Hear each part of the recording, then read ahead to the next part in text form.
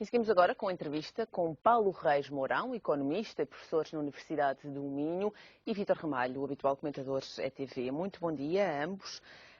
Hoje destacamos, como não podia deixar de ser, o orçamento para 2015 e também estas previsões do Governo que têm sido tão criticadas. O FMI diz que este orçamento não está de acordo com os compromissos assumidos. Esta recente visita da Troika não foi tão positiva quanto seria de esperar. Vítor Ramalho, comece por si. O que é que vai de encontro àquilo que o Governo já esperava? Não, eu espanto-me completamente as posições maximalistas no sentido da exigência ainda de mais sacrifícios aos portugueses. Eu queria lembrar aqui rapidamente o seguinte. Neste momento já há indicadores sobre a taxa de risco de pobreza e há também indicadores sobre a taxa de privação material severa dos portugueses. São duas taxas que medem, no fundo, o conforto ou o desconforto dos portugueses relativamente à satisfação de necessidades básicas. Essas duas taxas foram as que mais subiram na Europa de uma maneira completamente dramática, incluindo as crianças. Para ter uma ideia, nós voltamos aos anos de 2004. Voltámos aos anos de 2004, em que singularmente, recuámos 10 anos, em que singularmente era o mesmo governo que estava no poder. Eu, digamos, estou atónito relativamente à pouca reação, inclusivamente da própria comunicação social, sobre tudo o que está a passar. Para ter ideia, peguemos num memorando de entendimento. Quando o FMI vem exigir ainda mais mudanças estruturais na economia portuguesa. A previsão da arrecadação das receitas, do IVA, do IRS e do IMI, que constam do memorando, foram relativamente ao IVA praticamente triplicaram. Relativamente ao IRS, fizemos as contas direitinhas, foram 4 vezes mais também, daquilo que estava previsto no próprio memorando de entendimento. E relativamente ao IMI, passaram para 400 milhões de euros, quando a previsão era 250 milhões.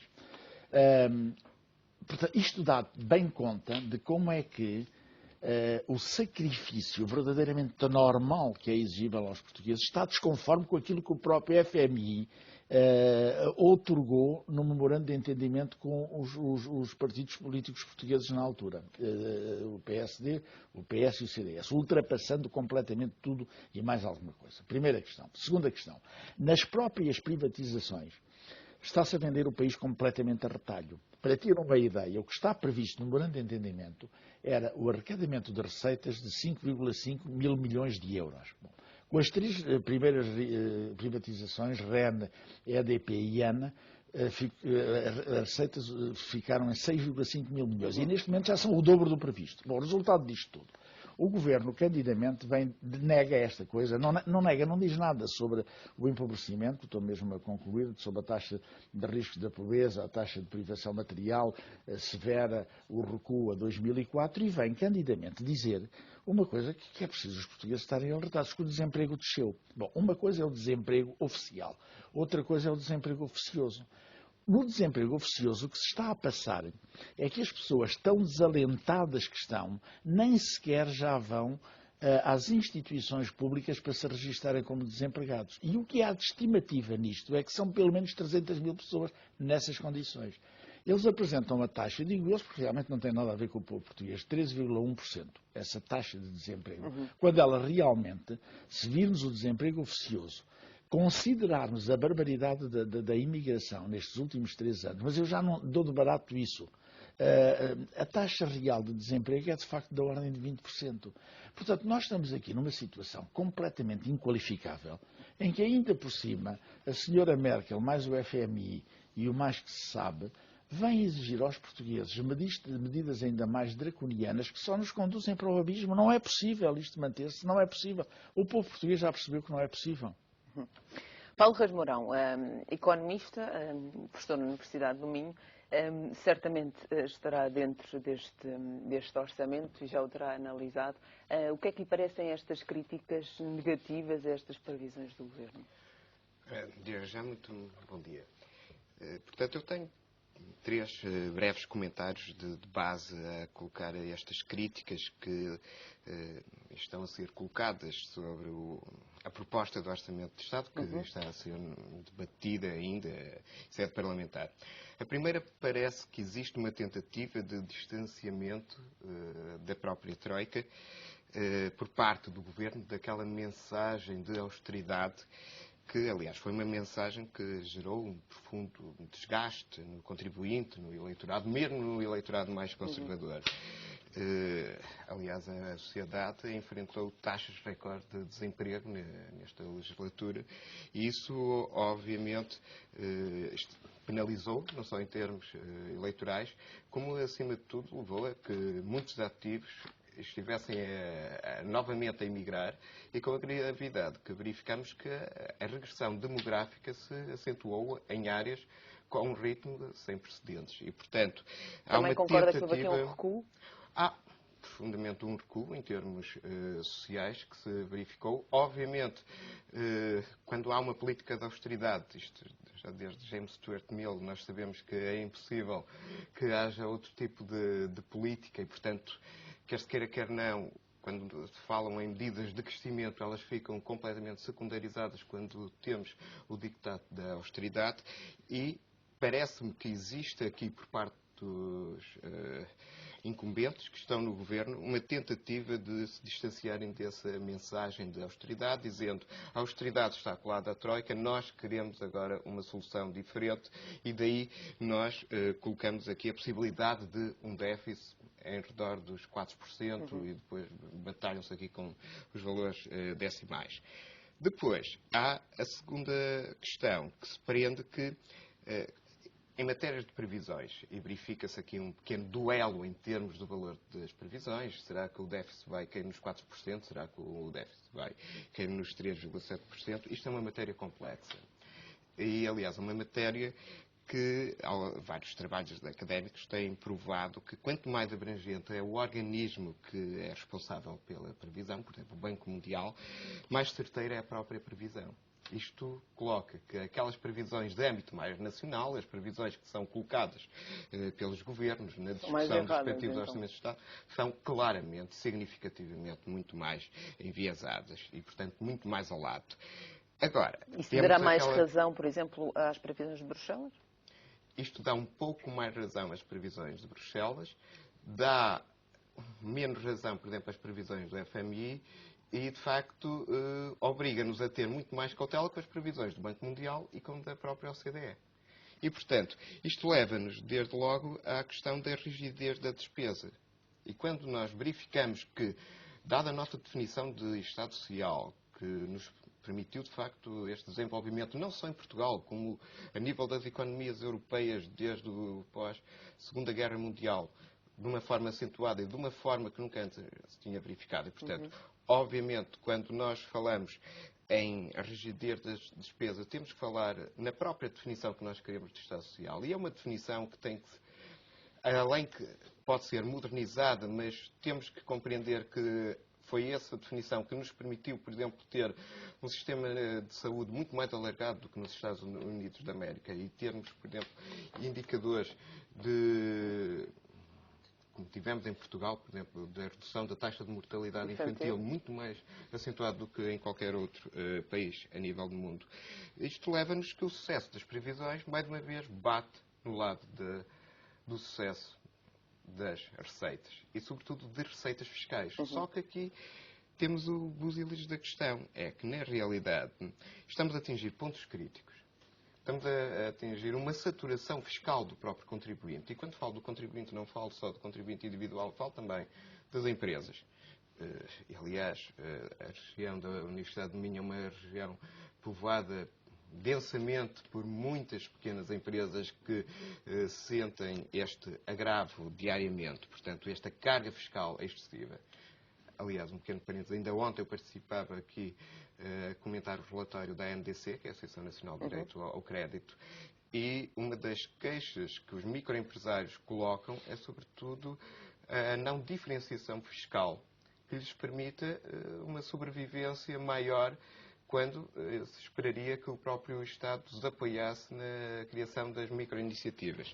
Isto coloca-nos depois, mais uma vez, regressando à questão da rigidez da despesa e da obrigação de sucesso em termos fiscais, não só do combate à corrupção, que obviamente tem que continuar, mas não vai dar aqueles passos tão importantes, tão significativos como nós desejaríamos para compensar a carga do lado da despesa, mas obriga-nos também à questão da modéstia do crescimento económico. E, portanto, e aqui é, mais uma vez, o ponto de ordem de discussão mesmo a nível europeu. É que nós não podemos ter raços equilibrados entre a receita e a despesa se não tivermos crescimento económico. Aliás, qualquer ajustamento em matéria fiscal em período recessivo é um ajustamento condenado ao fracasso. Portanto, os ajustamentos fortes, quer do lado da despesa, quer do lado da receita, devem ser procíclicos. Aquela questão de que temos ajustamentos ricardianos, isto é, cortando a despesa quando o PIB está a diminuir, aconteceu muito bem em determinados momentos das economias nórdicas, que não têm que necessariamente ter o mesmo sucesso aqui nas economias mediterrânicas. Obviamente, o FMI tem ainda uma pressão adicional, porque temos o dossiê da Grécia em aberto. A própria negociação de um futuro, um eventual resgate, uma redefinição de uma ajuda estrutural à Grécia, ainda continua latente. Isto coloca uma pressão, obviamente, na monitorização que está a ser feita no país. Agora, depois há o terceiro comentário.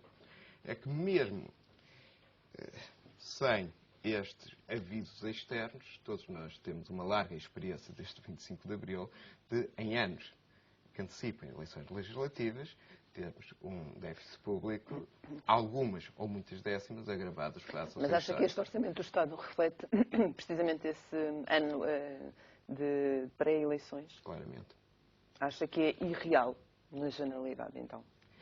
Bem, é não direi impossível irreal, realizar. porque as eleições fazem parte da nossa realidade. Mas é impossível de realizar como está como alguém planeado. referia, portanto, se calhar se as eleições fossem tão incentivadoras como nós desejaríamos que fossem, deveríamos ter eleições todos os anos.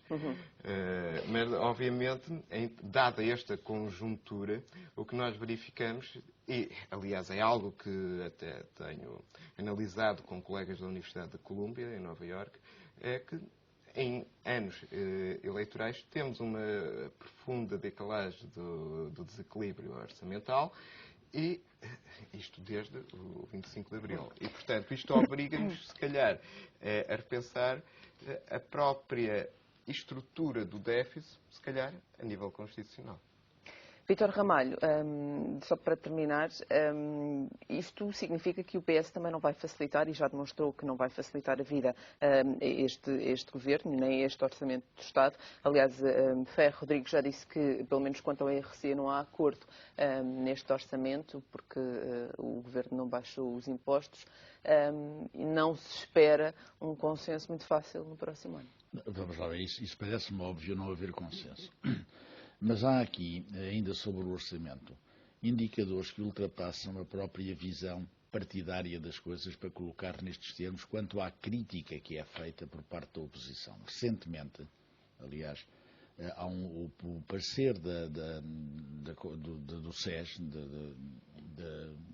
presidido por Silva Peneda, tem conclusões verdadeiramente fustigadoras quanto a este orçamento, quer na condenação da persistência de uma política de austeridade em si mesma, quer depois no elemento da ausência absoluta de esperança quanto ao investimento público e quanto às relações desse investimento com a própria União Europeia.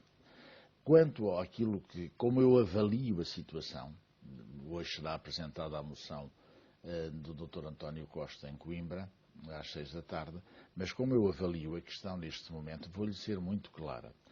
Ou há aqui uma política de ruptura, veja o termo que eu utilizo, relativamente a estas políticas, situação que é uma exigência do povo português, e já agora entrando na questão política propriamente dita, quando os simpatizantes do Partido Socialista acorreram em massa para votarem eu tirei 3 conclusões. Primeira, a necessidade da mudança deste governo. As pessoas não se mobilizam em períodos eleitorais de uma forma tão expressiva quando não querem uma mudança radical. E para essa mudança entendiam que era necessário substituir a direção do Partido Socialista, como foi substituída.